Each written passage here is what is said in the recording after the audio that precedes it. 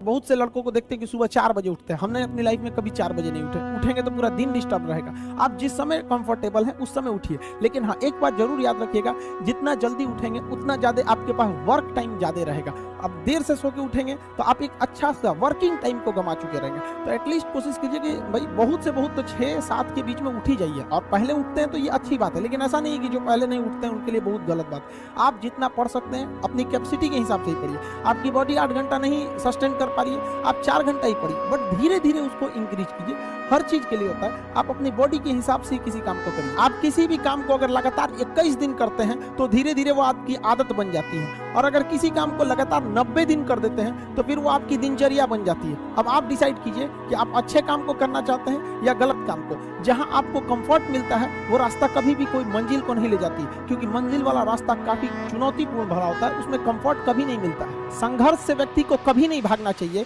क्योंकि जीवन में जो कभी संघर्ष से परिचित नहीं हुआ, इतिहास गवाह है, वो कभी चर्चित नहीं हुआ। और जिंदगी हो या व्हाट्सएप, लोग हमेशा स्टेटस ही देखते हैं। जीवन में संघर्ष का आना बहुत जरूरी है, क्योंकि फूलों की हिफाजत कांटे ही करते हैं, माली तो बहुत बाद में आता है। और रिकॉर्ड वो तोड़ते हैं जिनके रगों में खून नहीं बल्कि लक्ष्य पाने के लिए जुनून दौड़ता हो। याद रखिएगा, जिस समय आपका किस्मत साथ न दे, समझ जाइएगा कि आपकी मेहनत आपका साथ देगी। किस्मत एक लिफ्ट की तरह होती है, कभी भी धोखा दे सकती है, लेकिन जो मेहनत होती है वो सीढ़ियों की तरह होती है। चढ़ने में तो थकान देगी, लेकिन कभी आपका साथ नहीं छोड़ेगी, आपको अपने मंजिल तक पहुंचाएगी। और बुलंदी पे चढ़ने के बाद आपको घमंड नहीं बल्कि एक सुकून मिलेगा कि मेहनत जरूर किए, लेकिन अपनी मंजिल तक जरूर पहुंचे। स्टूडेंट लाइफ की सबसे बड़ी खराबी किसी चीज को कल पे टाल देना। आज टीचर्स ने पढ़ाया, कल रिवाइज करेंगे, आज लिखे, कल इसको सॉल्व करेंगे।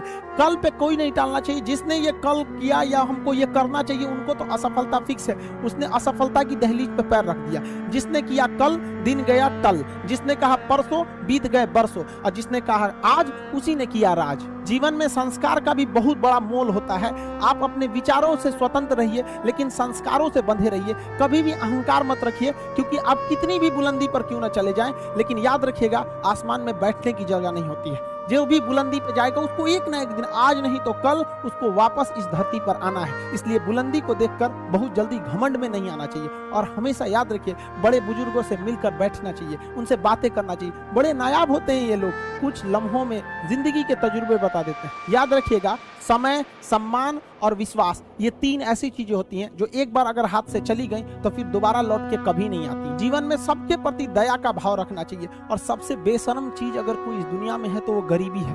कमबख्त उम्र का भी ख्याल नहीं रखती है। और किसी के वक्त का मजाक मत उड़ाइएगा जनाब, ये वक्त है, सबके चेहरे याद रखता है। सबके प्रति दया और आदर की भावना रखिएगा। कभी जानवर मिले तो उनके लिए भी 2 रोटी निकाल लीजिएगा, क्योंकि जनाब इन्हें नहीं पता है कि खाने के लिए पैसे देने पड़ते हैं। हम सब टीचर्स डे मनाते हैं, मदर डे, फादर डे, कई सारे डे को मनाते हैं। काश एक रोटी डे होता कि कम से कम उस दिन तो देश के गरीबों को भरपेट खाना मिल सकता था। ये जिंदगी है, इसे सीखना बड़ा मुश्किल होता है, क्योंकि जब तक ये समझ में आती है ये आधी खत्म हो चुकी रहती है। इस जिंदगी में आप चाहेंगे कुछ, मिलेगा कुछ, बनना कुछ और रहेगा। बहुत ही ज्यादा अनसर्टेनिटी होती है इस जिंदगी में। हर कदम पर हमें कुछ ठोकरें लगती हैं और हमें कुछ ना कुछ सीखने को मिलता है। अगर बात करेंगे इस साल की, तो टीचर ऑफ द ईयर, इस बार टीचर ऑफ द ईयर कहेंगे तो कोविड-19 को कहेंगे, क्योंकि इसने बहुत अच्छों को सिखा दिया कि वो क्या थे। चंद गज 2 गज जमीन में दफनाया गया उसे, जो करोड़ों का मालिक हुआ करता था।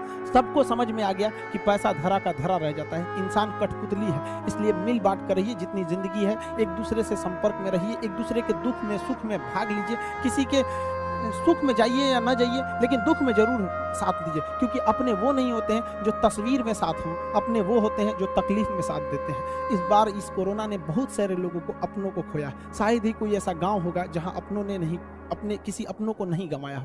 तो उन सब की आत्मा को भगवान शांति दे, उनके परिवार के लोगों को यह हिम्मत दे कि वो इस दुख की घड़ी को निपट सकें, इससे जल्दी से बाहर आ सकें। और जितने लोग हैं जो अभी कोरोना भी पूरी तरह से खत्म नहीं हुआ, वैक्सीनेशन को बहुत तेजी से करें, ताकि ये जनजीवन पूरी तरह से अपनी पटरी पर आ पाए। देखिए, बहुत सारे लोगों का कहना है कि कोरोना ने उनका बिजनेस बर्बाद कर दिया, उनका आय का साधन बर्बाद कर दिया, परिवार उजाड़ दिया।